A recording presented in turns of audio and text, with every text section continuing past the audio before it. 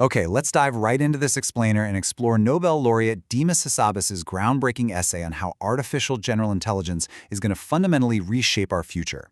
When the guy whose team literally built an AI that won a Nobel Prize writes down his vision for the next chapter of human civilization, well, the whole world kind of stops to read it.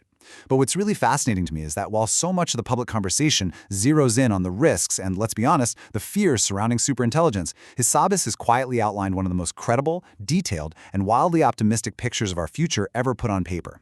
So we're going to walk through his vision step by step. We'll map out what the end of scarcity actually looks like, how we get there safely, and ultimately what it means for every single one of us. This poetic, almost arresting thought immediately sets the stage for our journey. We've essentially found a way to make sand think. Just pause and think about that for a second. The exact same silicon sand that ran through your fingers at the beach when you were a kid is the foundational material of our microchips. Somewhere between that childhood summer and this morning, humanity literally taught rocks to compute, to learn, and now to think. It's a miraculous achievement, and it places us right in the foothills of a completely new era for our species. Part 1. The foothills of AGI. Hassabis, whose Google DeepMind team built the Nobel-winning AlphaFold system, predicts that AGI, artificial general intelligence, meaning a system possessing every single cognitive capability of the human brain, is likely just a few short years away. To really wrap our heads around the sheer scale of this, he bypasses the invention of the internet entirely. Instead, he compares AGI's impact to the discovery of fire or electricity, but at 10 times the speed of the Industrial Revolution. That revolution took about 80 years to completely remake how humans live, eat, travel, and work. Hassabis is describing that exact same magnitude of civilizational change, but folded entirely into a single decade. What's really fascinating here is that 10x multiplier. Compressing 80 years of society-altering change into one single decade? It's thrilling, and yet it's terrifying in the exact same breath. And both of those reactions are totally warranted. But it's very easy to just generate cheap fear about the future. Painting the positive outcome in real, practical detail, that takes serious work. And that is exactly what Hassabis does, showing us how this 10x acceleration could actually be harnessed for our benefit. Part 2. Ending scarcity through AI. Let's see how this builds out into the physical world to resolve modern scarcities, starting with the field that touches every single person watching this: medicine. Look at the current state of drug discovery. Right now, moving one single drug from an idea in a lab to a pharmacy shelf takes 10 to 15 years and well over $1 billion. And most candidate drugs just die along the way. That is the painfully slow machine your doctor is currently working inside. But in the AGI future, instead of a decade of billion-dollar trial and error, an intelligence that perfectly understands proteins in cells could design candidate treatments in a matter of weeks. The cost drops off a cliff. Suddenly, designing a cure for 4,000 kids with a rare orphan disease pencils out financially the exact same way as designing a cure for 4 million adults. And this brilliantly illustrates the medical leap we are talking about. Our grandkids might honestly read about today's chemotherapy with a shudder, entirely grateful they were born after AGI revolutionized drug discovery.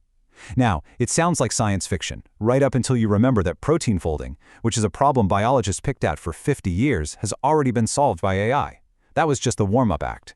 Beyond medicine, AGI could unlock new, clean energy sources basically overnight through simulated material science, kicking off this massive domino effect. Think of it this way. Almost every hard limit on your life traces back to the cost of energy. If an AGI can hold all of material science in its mind, running millions of simulations overnight to find the perfect battery chemistry or fusion material, energy becomes cheap and practically infinite. And watch how the dominoes fall. When energy is cheap, clean water becomes solvable, because desalination is really just a matter of energy. And when water and energy are abundant, boom, food becomes solvable, because vertical farming and greenhouses just require water and light. So the absolutely crucial point is right here. We could actually reach a point where resources are no longer the limiting factor for human progress. We are quietly talking about the literal end of scarcity. While so much of the public spends its time debating if chatbots can write polite emails, the people building at the frontier are outlining an era of complete material abundance. It's probably the most under-discussed idea in the entire AI conversation today. Part 3. Guardrails for the future.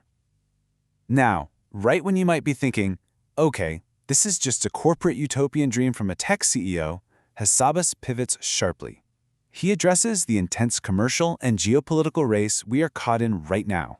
Acknowledging that the frontier is outracing our human understanding, he proposes strict, concrete guardrails. He's actually calling for a frontier AI standards body, modeled on FINRA, the independent group that keeps Wall Street brokers honest.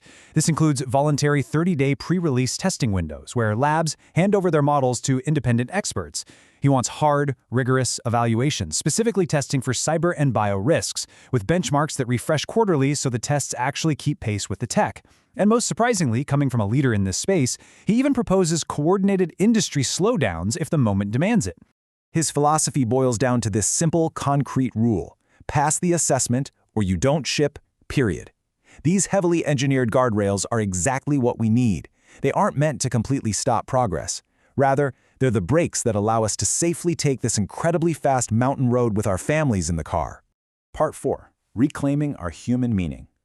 And this brings us to a really profound philosophical layer, and perhaps the most important part of this entire explainer. Because if machines can do most of the work and physical scarcity ends, what happens to human meaning? For 3 centuries, basically since the start of the Industrial Revolution, we've let our 40-hour survival jobs dictate our purpose. The equation has been pretty simple. You are what you do for money. But liberation through the machines means turning that daily grind into a voluntary choice. We're looking at a huge transition from a world where your job defines your meaning to a post-scarcity future where meaning is derived from choice, craft, and family. In a world where AI lifts the burden of mundane work, ordinary people inherit the ultimate luxury that previously only aristocrats possessed: time. Just look at how this translates to daily life. Doctors can spend their hours actually looking patients in the eye, comforting them, while the AI perfectly handles all the tedious paperwork. Parents can reliably be home for ordinary Tuesday evenings, which, as we know, are the kind of evenings that turn out to be the whole point of life anyway. People will have the freedom to pour their time into their craft, their faith, their gardens, their music. It's true liberation through bought-back time. But Hassabis stresses a really important point. Technologies cannot answer these questions of meaning alone. The future is not yet written, and the window to shape this technology is open right now. But windows do close. The ink of this era is still wet, and this future requires teachers, pastors, nurses, artists, and small-town shop owners, literally every part of society to be at the table. Just waiting to see how it all shakes out? That's basically a decision to let someone else do the writing for you. Somewhere far back in the dark, one of our ancestors knelt over a pile of sticks, struck 2 stones together, and chose to cup her hands around a spark instead of running from it in fear. Every warm meal, every lit window, and every child who survived a harsh winter came downstream of that choice to tend the fire. Well, we have struck a new spark in the silicon sand. Our oldest job as a species is to tend it well and hand it on brighter than we found it. So, as we stand here lacing our boots, looking at the light coming over those foothills, I want to leave you with this final thought. When the struggle for scarcity ends, when the machines carry the heavy burden of the work, what will you choose to do with your one wild stretch of bought-back time?